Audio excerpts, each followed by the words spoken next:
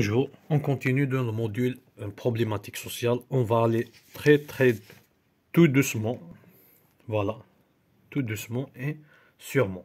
Donc, on va entamer le deuxième chapitre qui est les rapports sociologiques, les approches sociologiques des problèmes sociaux. Donc, le premier point, c'est l'approche de l'école de Chicago. On va voir dans cette vidéo les travaux de William Thomas et Florian Znanicki. Voilà. Donc, avant de commencer, qu'est-ce qu'il faut retenir déjà dans ces travaux de ces deux auteurs?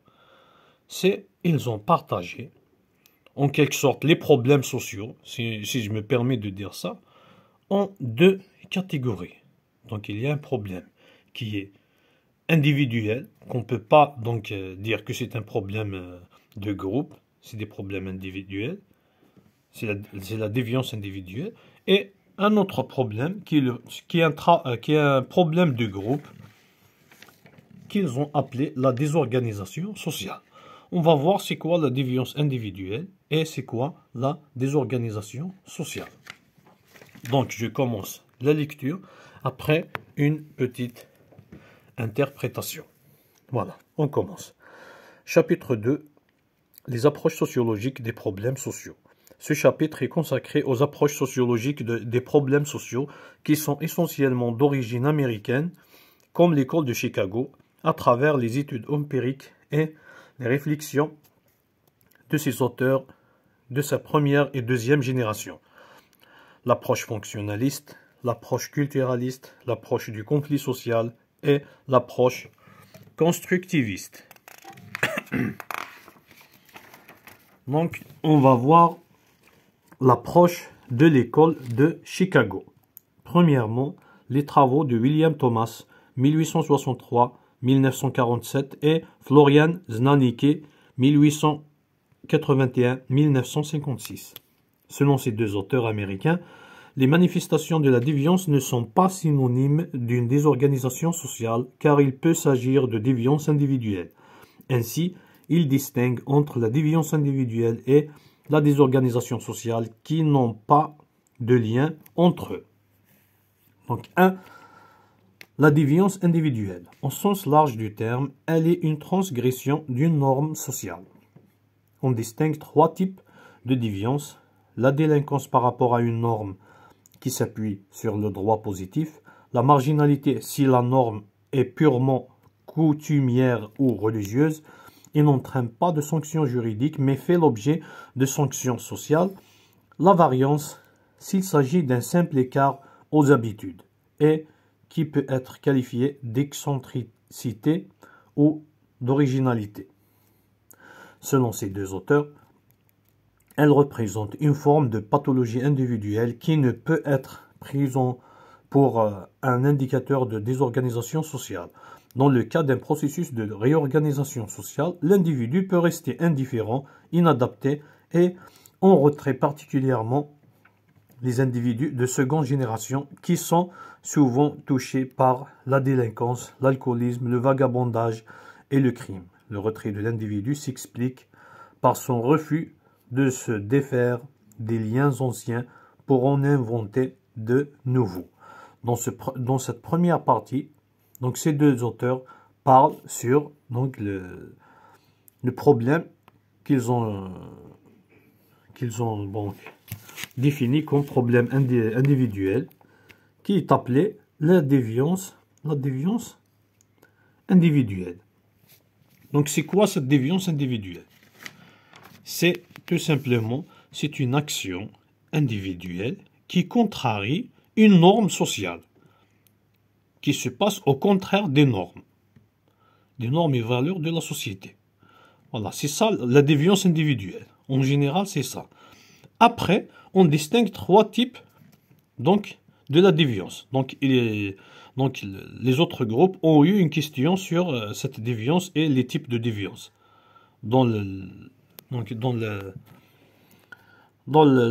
Pardon, les mots m'échappent. Dans l'interrogation concernant les travaux dirigés. Voilà. Donc, on a dit on distingue trois types de cette déviance individuelle.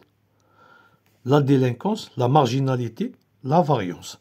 Donc ces trois types, comment ils ont partagé ces types? C'est par rapport à la sanction, à la punition. Donc la première, la délinquance, elle est punie par la loi. La deuxième, la marginalité, elle n'est pas punie par la loi, mais elle est en quelque sorte, on ne peut pas dire une punition, mais elle est, je ne sais pas comment dire, il y a une réaction par des coutumes et de la religion par rapport à cette action, la marginalité. Troisième, la variance. Donc, elle n'est ni punie par la loi, ni punie par la religion ou les coutumes. C'est ça. Donc, on va voir tout doucement ce que c'est. Donc, la délinquance. Donc, le premier type, c'est la délinquance.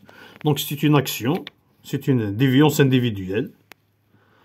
Donc, c'est une action individuelle qui contrarie les normes, qui est punie par le droit positif, c'est la loi, c'est le système juridique. Donc, la délinquance, c'est ça. C'est une déviance individuelle qui est punie par la loi. Point. À titre d'exemple, le vol d'une voiture. Si une personne va casser la vitre d'une voiture et voler ce qu'il y a dedans, je ne sais pas, la monnaie ou autre chose, il sera puni par la loi. Donc, c'est une délinquance, d'après ces deux auteurs. Le deuxième, la marginalité. Donc, la même chose, c'est une déviance individuelle, mais elle n'est pas sanctionnée par la loi. Mais par contre, elle est en quelque sorte sanctionnée par les coutumes, les normes de la société ou la religion. Donc, là, on parle de marginalité si la norme transgressée est purement coutumière, des coutumes ou religieuse. Il n'implique pas de sanctions juridiques. Voilà. On va donner un exemple sur le type de déviance individuelle concernant la marginalité, ce type, la marginalité. On va donner un exemple. À titre d'exemple, un jeune de 18 ans ou de 20 ans qui fume et boit de l'alcool devant son père ou devant sa mère ou devant sa famille. Bon, cette action, ce n'est pas une action normale. C'est une action qui contrarie les normes de notre société, du moins de notre société. Voilà.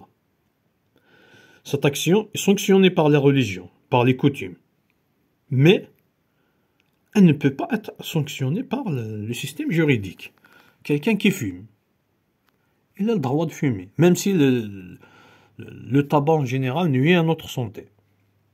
Mais il se vend normalement, il peut acheter et fumer. Mais le fait de fumer devant son père, ou devant sa mère, devant ses grands frères par exemple, là, en réalité, c'est ça le deuxième type de la déviance individuelle. C'est la marginalité. C'est une action qui atteint aux normes de la société, mais qui n'est pas sanctionnée par le système juridique. Voilà, c'est ça la marginalité. Donc dans la religion, c'est interdit de faire ça. C'est interdit de fumer. C'est interdit de boire l'alcool. Alors là, donc fumer ou boire de l'alcool devant, par exemple, ses parents, dans sa famille, etc. C'est ça la marginalité. Donc le premier type, c'est la délinquance. C'est quelque chose, c'est une action qui contrarie les normes, on a dit, et qui est sanctionnée par le système juridique. Point. La marginalité, c'est quelque chose qui contrarie donc la norme, les coutumes ou la religion, mais qui n'implique pas de sanctions juridiques. On a dit l'exemple d'une personne donc, qui fume et boit de l'alcool devant sa famille. Juste pour comprendre. Le troisième type, c'est la variance. Donc, dans cette variance, elle est appelée comme ça. Donc, c'est une déviance individuelle. Mais, premièrement, elle n'est pas sanctionnée par le système juridique. Deuxièmement, elle n'est pas aussi sanctionnée par les coutumes ou la religion. Mais, reste qu'elle n'est pas normale à la société. Voilà. Donc ici, comment elle est définie ici dans le cours. Donc la variance, s'il s'agit d'un simple écart aux habitudes. Qu'est-ce que ça veut dire? On peut aussi donner un exemple sur cette variance. C'est quoi? À titre d'exemple, dans notre société, en général, je dis toujours en général, donc quand quelqu'un se lève le matin, soit il boit un café, soit il boit du lait, soit il boit donc ce qu'on appelle nous crème, qui est le lait mélangé au café. Ça, c'est en général. Genre, c'est une tradition. Genre, c'est une tradition. Si, à titre d'exemple, il y a un individu de notre société, chaque matin, il se réveille, donc, il va prendre un plat de spaghettis. Voilà. Donc, il a le droit. C'est comme ça. Il veut, chaque matin, donc à 6 heures du matin, il va prendre un plat de spaghettis. Voilà. Donc, bon. La loi ne va pas le sanctionner. Il ne va pas y avoir un policier qui va lui dire pourquoi tu as mangé ça. Voilà, ça c'est d'un côté. Donc la religion, la même chose. Donc les coutumes, les normes, donc il a sorti de l'ordinaire. Mais n'empêche que, il n'y a pas une sanction religieuse. Il n'y a pas une religion qui va vous interdire de manger ce que vous voulez. Donc, voilà. Le matin, voilà. Donc là, il a fait une action qui sort de l'ordinaire, qui sort donc qui est bizarre par rapport aux normes et valeurs de la société, mais, et la religion aussi, mais, donc, la religion ne peut pas le sanctionner, même s'il est bizarre, il est en quelque sorte pas comme les autres individus. Donc, il sort de l'habitude. En plus, donc, le système juridique ne va pas quand même le sanctionner. Il n'y a pas une poursuite judiciaire pour manger quelque chose le matin, spaghetti le matin, mais reste que c'est une action qui n'est pas normale à la société. Voilà. Donc c'est ça. Comme je dis toujours, essayez de comprendre. Il faut essayer de comprendre. Si vous comprenez quelque chose très bien, c'est bon. On sera ou vous serez ou on sera tous capables de répondre à n'importe quelle question. Voilà. Avec ou sans piège, etc. Donc, dans cette première partie, on répète rapidement. Donc, selon les travaux de William Thomas et Florian Znanicki, donc, la définition de la déviance individuelle. Donc, on a dit que c'est une action individuelle qui contrarie les normes sociales. Point. C'est le strict minimum à retenir. Après, donc, ces deux auteurs ont distingué 3 types de déviance. On a dit la délinquance, qui est punie par la loi. C'est une action qui contrarie les normes. En même temps, elle est punie par la loi, par le système juridique. Donc, la marginalité, qui est aussi donc, une action qui contrarie les normes, mais qui n'est pas sanctionnée par donc, le système juridique, mais elle est sanctionnée par les coutumes, les normes de la société ou la religion. Le troisième type s'appelle la variance. Cette variance, elle n'est pas sanctionnée par le système juridique, elle n'est pas sanctionnée par les coutumes ou la religion, mais reste que elle n'est pas normale aux normes de la société. On peut dire qu'elle est bizarre ou qu'elle sort de l'habitude. Voilà. Donc, la déviance individuelle, on a la délinquance, la marginalité et la variance. Donc, on passe au deuxième point qui est la désorganisation sociale. Donc, ici, je répète que ces deux auteurs ont partagé, on peut dire, les problèmes, ou je ne sais pas, les problèmes en général, en problèmes soit individuels et problèmes de groupe. Pour eux, les problèmes individuels n'ont rien à voir avec le problème de groupe. Voilà, c'est ce qu'on va voir à la fin. Donc, on avait la déviance individuelle, on a dit qu'il y a trois types, la délinquance, la marginalité et la variance. La désorganisation sociale. C'est le problème du groupe. On continue. On doit ce concept à William Thomas, qui a traité de la désorganisation individuelle et collective pour désigner le déclin de l'influence des règles sociales sur les individus et aussi l'affaiblissement des valeurs collectives et à une valorisation des pratiques individuelles. Elle représente la conséquence d'un changement rapide, changement technologique majeur, catastrophe naturelle, crise économique ou politique, d'une densification de la population urbaine ou d'une désertification. Il y a des organisations quand les attitudes individuelles ne trouvent plus satisfaction dans les institutions jugées périmées, particulièrement du groupe primaire, la famille. La réorganisation prend une forme mixte, américano-polonaise, titre d'exemple, qui présage d'une assimilation des générations futures. L'assimilation requiert la construction d'une mémoire commune entre le natif, la culture d'origine, et le migrant, la culture du pays d'accueil. L'école publique joue un grand rôle dans ce processus. Ici, on va voir la désorganisation sociale. Donc, je continue seulement, j'ai oublié petite chose concernant le premier point. Donc, selon ces deux auteurs, cette déviance, donc la déviance, pardon, je retourne à la déviance individuelle, cette déviance représente une forme de pathologie individuelle qui ne peut pas être prise pour indicateur de désorganisation sociale. Ça, on l'a vu. On va voir la désorganisation sociale. Qu'est-ce qu'on doit retenir dans la désorganisation sociale? Donc, la désorganisation sociale représente, selon William Thomas, la conséquence d'un changement rapide. Voilà. C'est la conséquence d'un changement rapide de la société et d'une densification de la population ou d'une désertification. Ça veut dire d'une augmentation rapide et importante du nombre donc des individus dans un secteur urbain ou le contraire d'une diminution rapide. C'est ça les causes selon lui donc de cette désorganisation sociale.